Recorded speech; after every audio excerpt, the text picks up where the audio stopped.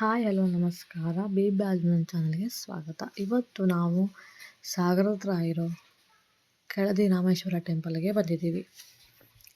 ಈ ಟೆಂಪಲ್ನ ಎಂಟ್ರೆನ್ಸಲ್ಲಿ ನೋಡ್ಬೋದು ನೀವು. ಫುಲ್ಲು ಮರದಲ್ಲಿ ಮಾಡಿದಂತಹ ಚಾವಣಿ, ಮರದ ಕಂಬಗಳನ್ನ ನಾವು ಇಲ್ಲಿ ನೋಡ್ಬೋದು. ಕಲ್ಲಿನ ಕಂಬಗಳಿದೆ ನೋಡಿ ಇಲ್ಲಿ.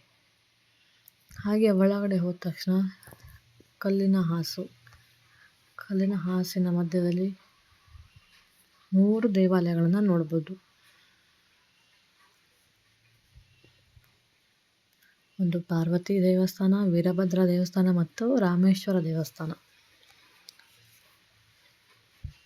ಕ್ರಿಸ್ತಶಕ 1500ರಷ್ಟು ಹಿಂದಿನ ದೇವಸ್ಥಾನ ಇದಾಗಿದೆ. ಹೊಯ್ಸಳ ಮತ್ತು ದ್ರಾವಿಡ ಶೈಲಿಯ ದೇವಸ್ಥಾನ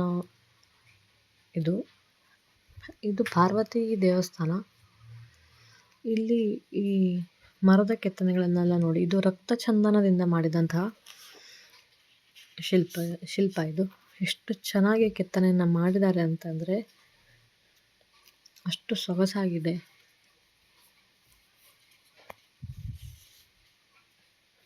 ನಮ್ಮ ಪರಂಪರೆಯನ್ನು ಸಾರಿ ಹೇಳುತ್ತವೆ ಈ ದೇವಸ್ಥಾನಗಳೆಲ್ಲ. ಇದು ರಾಮೇಶ್ವರ ದೇವಸ್ಥಾನದ ಎದುರುಗಡೆ ಇರೋ ಕಲ್ಲಿನ ತುಳಸಿ ಕಟ್ಟೆ. ಸುತ್ತಲೂ ಕಲ್ಲಿನ ಗೋಡೆಗಳು, ಕಲ್ಲಿನ ಮೇಲ್ಛಾವಣಿ. ಟೋಟಲ್ ಫುಲ್ ದೇವಸ್ಥಾನನೇ ಕಲ್ಲಿನ ದೇವಸ್ಥಾನ ಇದು. ಆ ಕಲ್ಲನ್ನು ಎಷ್ಟು ಚೆನ್ನಾಗಿ ಕೆತ್ತನೆ ಮಾಡಿದ್ದಾರೆ ಅಂದರೆ, ಇದು 24 ಅಡಿ ಎತ್ತರದ ಸ್ತಂಭ. ಈ ದೇವಸ್ಥಾನ ಪರಂಪರೆ ಮತ್ತು ವಾಸ್ತುಶಿಲ್ಪದ ಅತ್ಯುತ್ತಮ ಐತಿಹಾಸಿಕ ಉದಾಹರಣೆಯಾಗಿದೆ. ಈ ದೇವಾಲಯವನ್ನು ನಾಯಕರ ದೊರೆಯಾದಂತಹ ಚೌಡಪ್ಪ ನಾಯಕರು ನಿರ್ಮಿಸಿದ್ದಾರೆ. ಈ ಮೇಲ್ಛಾವಣಿಯಲ್ಲಿ ನೀವು ಕೆಲವೊಂದು ಕೆತ್ತನೆಗಳನ್ನು ನೋಡ್ಬೋದು. ನಾಗಮಂಡಲ ಎಷ್ಟು ಚೆನ್ನಾಗಿ ಕೆತ್ತನೆಯನ್ನು ಮಾಡಿದ್ದಾರೆ ಅಂದರೆ, ಒಂದೊಂದು ಶಿಲ್ಪ ಕೂಡ ಒಂದೊಂದು ಕಥೆಯನ್ನು ಹೇಳುವಂತಹದ್ದಾಗಿದೆ. ಇಲ್ಲಿ ನೀವು ನೋಡ್ಬೋದು ಗರುಡ, ಧೈರ್ಯ ಮತ್ತು ಶಕ್ತಿಯ ಸಂಕೇತಿಸುವ 2 ತಲೆಯ ಪಕ್ಷಿಯಾಗಿದೆ. ಇದು ವಿಜಯನಗರ ರಾಜರು ಮತ್ತು ಮೈಸೂರಿನ ಒಡೆಯರು ಹಾಗೂ ಕೆಳದಿ ಸಾಮ್ರಾಜ್ಯದ ಸಂಕೇತವಾಗಿತ್ತು.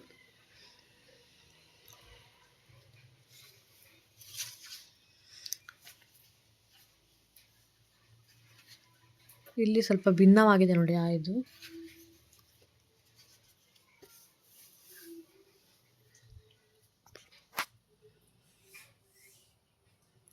ಒಂದೊಂದು ಕೆತ್ತನೆ ಕೂಡ ಅಷ್ಟು ಚೆನ್ನಾಗಿದೆ. ಇಲ್ಲಿ ನೋಡಿ ಎಷ್ಟು ಚೆನ್ನಾಗಿ ಕೆತ್ತನೆಯನ್ನು ಮಾಡಿದ್ದಾರೆ ಅಂತಂದರೆ, ಈ ಕೋತಿಗಳನ್ನು ಎಷ್ಟು ಚೆನ್ನಾಗಿ ಕೆತ್ತನೆ ಮಾಡಿದ್ದಾರೆ ನೋಡಿ. ಇದು ಏನೋ ಅರ್ಥ ಅಂತ ಗೊತ್ತಿಲ್ಲ, ಬಟ್ ನೋಡೋಕೆ ಮಾತ್ರ ತುಂಬಾ ಚೆನ್ನಾಗಿದೆ. ಆ್ಯಂಡ್ ಇಲ್ಲಿ 2 ಪಲ್ಲಿಗಳಿವೆ. ನಾನು ನಿಮಗೆ ತೋರಿಸ್ತೀನಿ ಅದನ್ನು ನೋಡಿ. ಇಲ್ಲಿ 2 ಪಲ್ಲಿಗಳಿವೆ. ಈ ಪಲ್ಲಿಗಳು ಕೂಡಿದರೆ ಪ್ರಳಯ ಆಗುತ್ತೆ ಅಂತ ಏನೋ ಇದೆಯಂತೆ, ಗೊತ್ತಿಲ್ಲ ಸರಿಯಾಗಿ.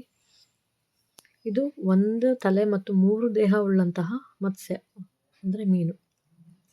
ಇಲ್ಲಿ ಎಲ್ಲ ನೋಡಿದರೂ ದೇವರ ಕೆತ್ತನೆಗಳನ್ನ ನೋಡ್ಬೋದು ನಾವು ದೇವಸ್ಥಾನ. ಈ ವಿಡಿಯೋ ಇಷ್ಟ ಆದರೆ ಲೈಕ್ ಮಾಡಿ, ಶೇರ್ ಮಾಡಿ.